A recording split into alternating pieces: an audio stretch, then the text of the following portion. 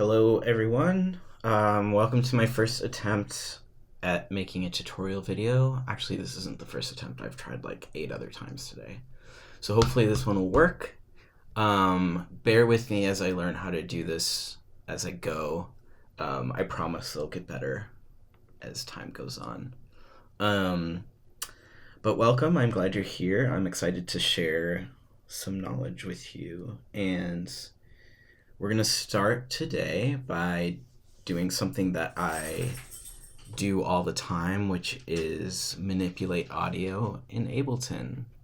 Out of all the DAWs, I think Ableton is superior in the way that it can handle audio, screw it up, pitch it, time warp it, stretch it out, and there's a lot of different creative ways to use that. And one way I like to do it is to create kind of like grainy, granule, glitchy textures.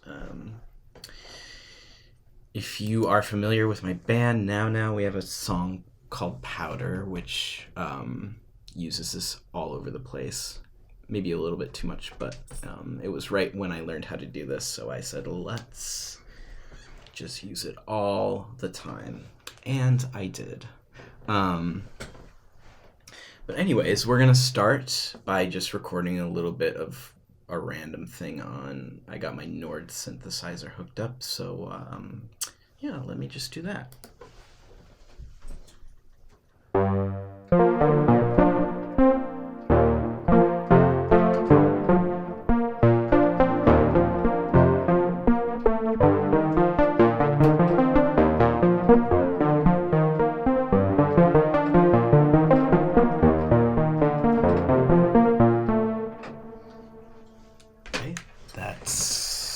Good for now. Maybe we put some reverb on it. I'll just grab vintage verb, see what that's like.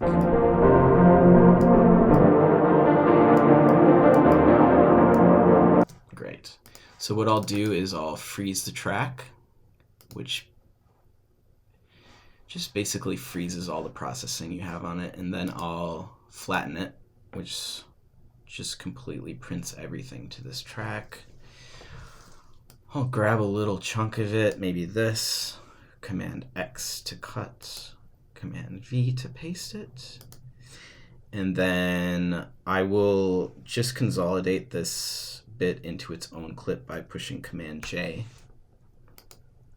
That just gets rid of everything else that I don't need, and maybe I'll reverse it with pushing R on my keyboard. And then all I'll do is push Shift and then grab this very edge of the audio region here and pull it out, and that'll just stretch it to hell. And that's basically the base of this method that I use.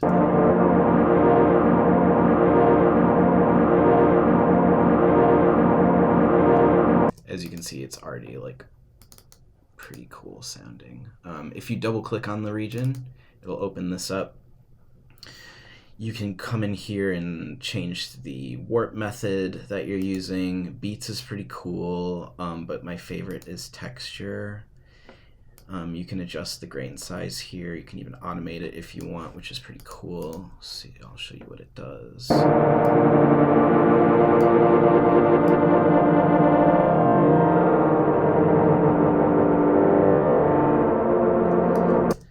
So yeah, maybe you come in here to the automation and you choose clip and grain size, and you just are like, all right, let's just really go crazy with this. And this looks ridiculous, but I promise it'll be cool.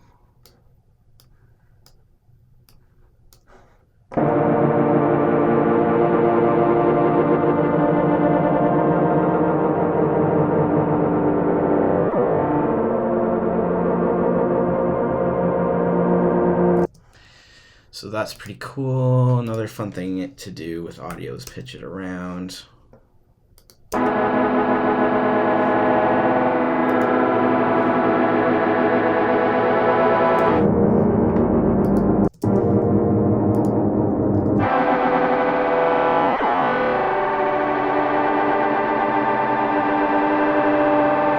sure if you've heard Powder before, you'll be like, oh, okay, I get it now.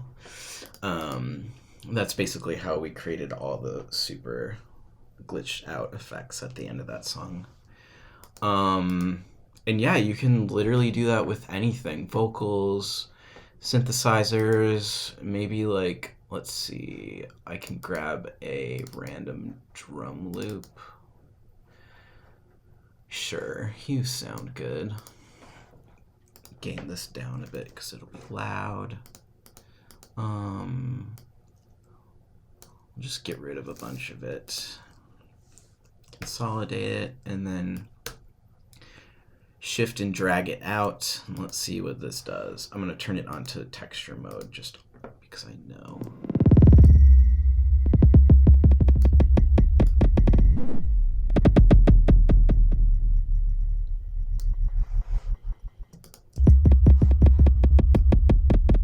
Wow, that's actually really cool. I might use that for something. But as you can see, it's just a really easy way to kind of find new worlds out of a sound that might initially be completely different. And it's really fun to like make whole songs out of it because it just like makes this whole abstract world that's pretty exciting.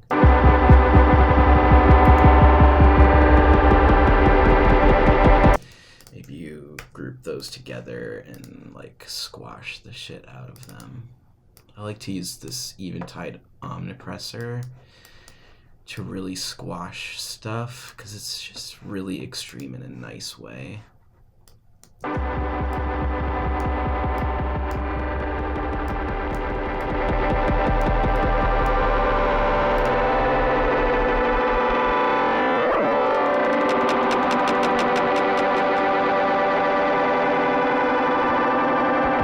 Anyways,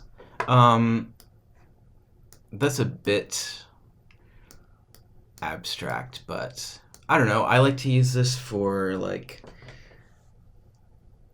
kind of starting a song in a specific world, or like making a transitional effect, or just general ear candy. Hopefully that was educational in a way. Hopefully you can kind of see the potential in it and how you might be able to use it in your own workflow. And yeah, happy creating.